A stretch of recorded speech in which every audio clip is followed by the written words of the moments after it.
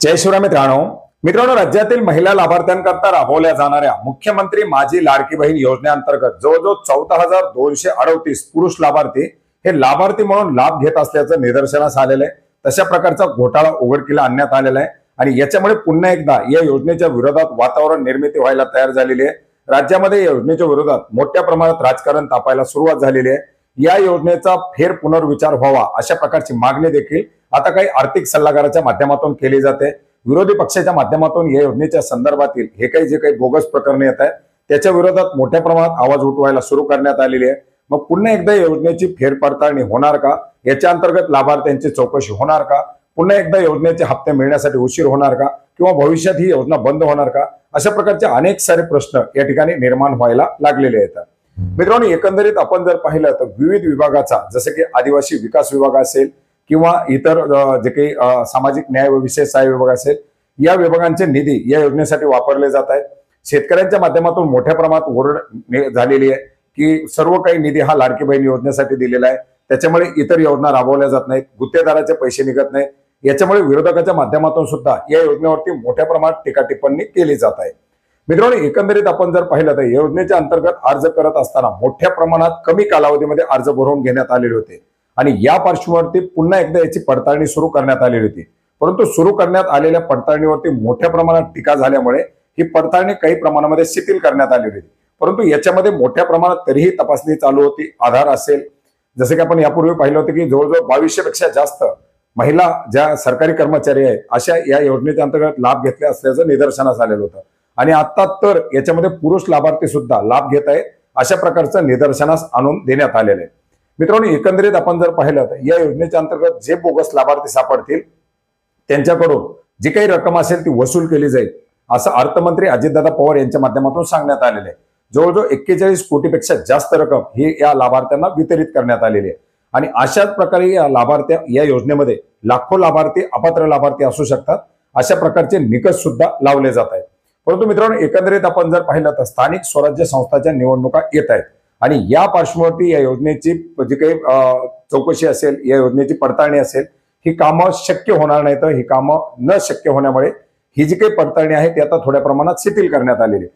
परंतु एकंदरीत राज्यामधील आपण जर वातावरण पाहिलं, जसे की शेतकऱ्यांची कर्जमाफी झालेली नाही, पीक विमा योजनेमध्ये बदल करण्यात आला किंवा इतरही जे काही अतिवृष्टीसारखे जे काही नुकसान भरपाई दिल्या होत्या त्याच्यामध्ये कमी करण्यात आलं, नमो शेतकरीचा अद्यापर्यंत हप्ता देण्यासाठी निधीची तरतूद करण्यात आलेली नाही, आदिवासी विकास विभागाचा निधी या योजनेसाठी वळवण्यात आला, सामाजिक न्याय विशेष सहाय्य विभागाचा निधी या योजनेसाठी वळवण्यात आला। त्याच्यामुळे एकंदरीत या योजनेचा कुठंतरी फेर पुनर्विचार व्हावा अशा प्रकारची मागणी आता सर्व स्तरावरून होते। मित्रांनो, हे सर्व सांगण्याचं जे काही कारण आहे ते म्हणजे या योजनेची कुठंतरी पुढे जाऊन बंद होण्याची परिस्थिती निर्माण होते काय, असा एक प्रश्न निर्माण झालाय। आपण पाहिलं होतं की 1 रुपयामधील पीक विमा योजना ही एक चांगली योजना राबवली गेली होती, परंतु या योजनेमध्ये पीक विम्याचा घोटाळा नावाचे एक ग्रहण पुढे आलं आणि अक्षरशः त्या योजनेला बंद करावं लागलं।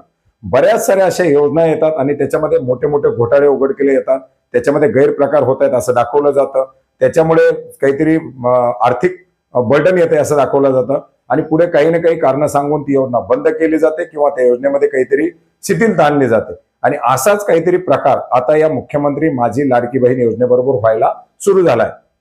जसे की बोगस लाभार्थी मिळून यायला लागले, तर इतर विभागाचे निधी वापरणं सुरू झालेले आणि आता याच्या विरोधात जर मोठ्या प्रमाणात आवाज उठवला गेला तर सरकारला आयतच पोलीस मिळू शकतं। त्याच्यामुळे कुठंतरी प्रत्येक योजनेमध्ये आता आपण जर पाहिलं तर हे तरी काही 14,000 15,000 लाभार्थ्याचा आता विषय झाला। अक्षरशः लाभार्थ्याचे आधार, त्याची पुन्हा केवायसी, आधार संलग्न बँक खात्यामध्येच अनुदानाचं वितरण असं सर्व असताना सुद्धा अतिवृष्टी अनुदानाचे जवळजवळ 35 कोटी रुपयापेक्षा जास्त रक्कम ही जालना जिल्ह्यामध्ये लाटण्यात आलेली आहे। त्याच्यामुळे हे जे काही लाटणं आहे, हे जे काही घोटाळे आहेत, हे प्रत्येक योजनेला लागलेले असतात। पीएम किसान मध्ये सुद्धा पाहिलं होतं, पण लाखो लाभार्थी त्याच्यामधून शोधून बाहेर काढण्यात आले, परंतु हे लाभार्थी बोगस असल्यामुळे या योजना बंद करणं हे कुठेतरी मनाला पटण्यासारखं नाही।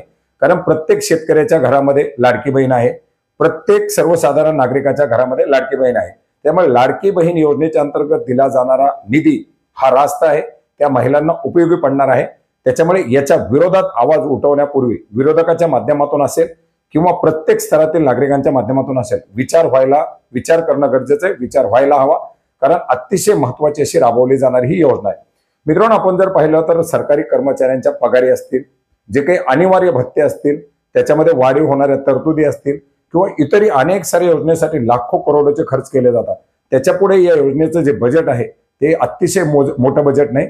त्याच्यामुळे या योजनेमुळे हे बंद झालं, त्या योजनेमुळे ते बंद झालं, हे सांगणं फक्त एक निवळ भ्रामकपणा पसरवणं असतं. योजना अतिशय चांगली, योजना अतिशय गरजेची आणि योजना अशीच सुरू राहावी हीच एक माफक अपेक्षा. धन्यवाद.